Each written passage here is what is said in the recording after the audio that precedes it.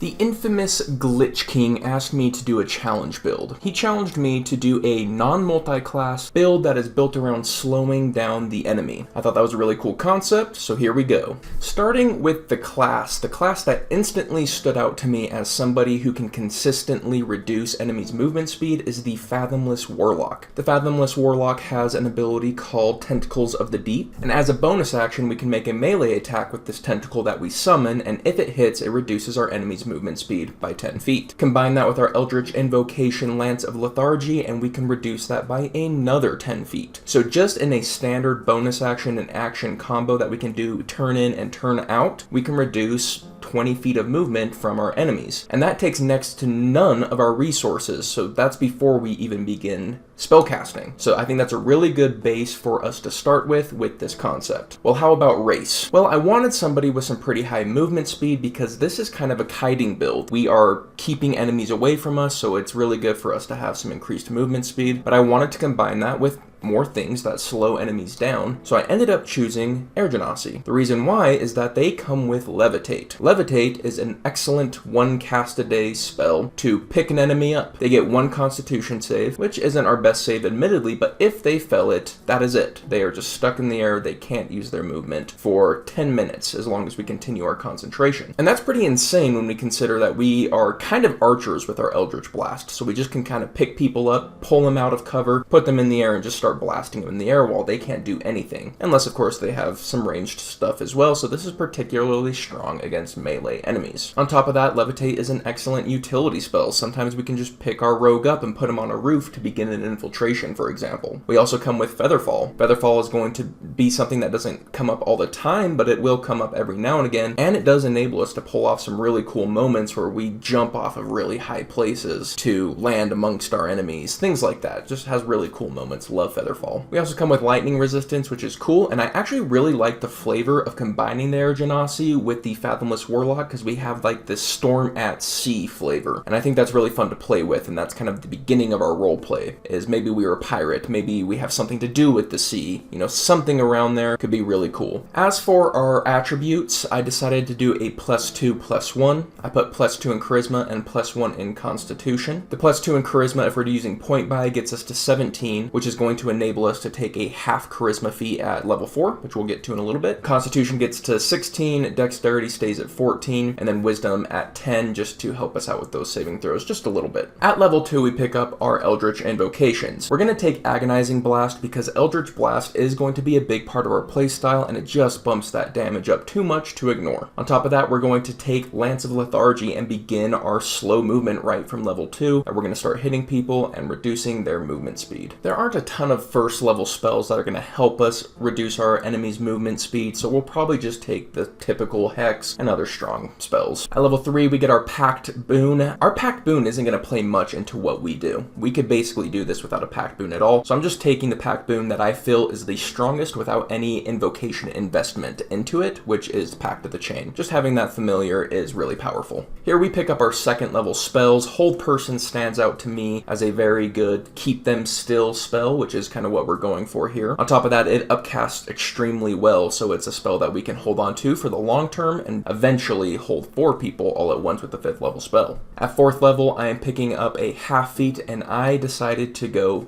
Fey Touched. Surprising no one. I take Fey Touched pretty often, but I think it has a particularly cool use case here. Now, of course, the Misty Step is always amazing. We all know that. But I think something that really stands out to me with this build is Command. By taking the Command as a first level spell, not only can we cast it once a day for free, but we can also upcast it, and it upcasts extremely well. It also has fantastic synergy with what we're trying to do, because we can do a concentration spell like Hold Person, and we still can use Command like a mini fight winning spell that doesn't take concentration at all. We use one of our actions to potentially take up multiple people's actions, and that's just the beginning of the synergy. It actually gets quite a bit crazier once we hit 5th level. The reason for that is that we get Summon Shadow Spawn. When we cast Summon Shadow Spawn, we can choose different forms. If we take the form of Despair, if a creature starts its turn within 5 feet of that Despair summon, then they lose 20 feet of movement, automatically no save. So let's say we use Command to tell someone to grovel, so they have to use their turn to go prone. Now they're prone, we have our Shadow Spawn summoned right next to them. Unless they have over 40 feet of movement speed,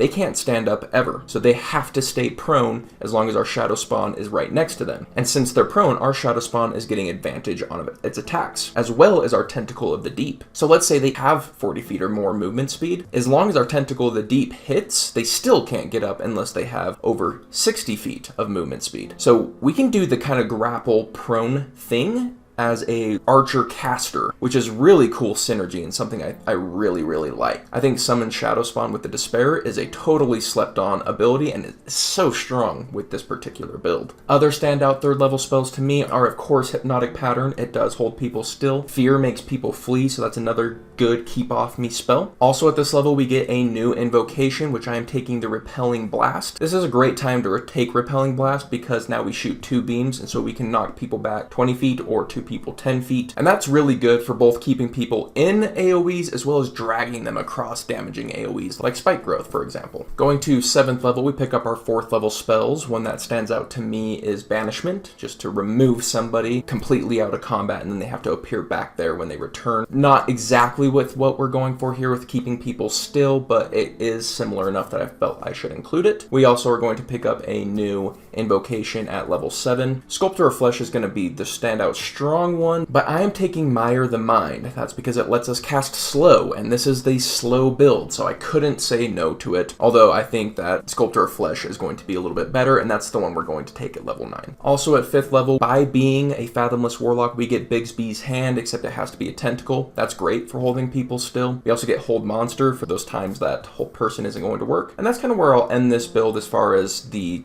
level by level. Going to level 9 is good enough. You guys get the picture from there and can adjust accordingly. I think this build has a lot of cool synergies. I think the thing I'm most excited about is the combination of Summon Shadow Spawn, your Tentacles of the Deep, and Lance of Lethargy. That's 40 feet of movement that you can drop per turn, in and out, and then if you combine that with Command to knock people prone, I just thought that was such a cool synergy and super unique. And I gotta say, this is a Warlock I would be really excited to play, so thank you, Glitch King, for the challenge. It took me to places I didn't know I would go, and I had fun doing it. But I want to hear what you guys would do with his challenge. I tried it, now it's your turn. We do all sorts of flavor builds. You can check out our whole flavor build playlist here. We are D&D Daily. We release new D&D content all the time. If that's interesting to you, if you love your D&D, this is your spot. Hit that subscribe button, and we'll see you on the next one. Later.